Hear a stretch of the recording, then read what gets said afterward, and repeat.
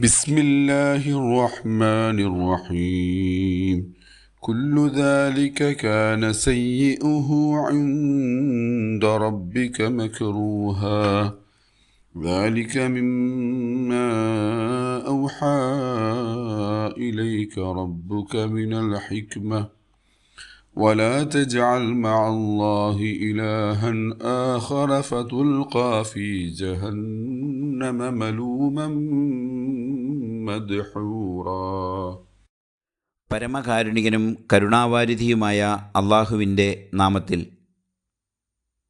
ഇവയിലെ മോശമായവയെല്ലാം നിന്റെ നാഥൻ വെറുത്തകറ്റിയവയാണ്. നിന്റെ നാഥൻ നിനക്ക് ബോധനം നൽകിയ ജ്ഞാനത്തിൽപ്പെട്ടതാണിത്. നീ അള്ളാഹുവോടൊപ്പം മറ്റൊരു ദൈവത്തെയും സ്വീകരിക്കരുത്. അങ്ങനെ ചെയ്താൽ നീ നിന്ദ്യനും അള്ളാഹുവിൻ്റെ അനുഗ്രഹം വിലക്കപ്പെട്ടവനുമായി നരകത്തിൽ എറിയപ്പെടും. സൂറത്തുൽ ഇസ്രാ 38-39 ആയത്തുകൾ.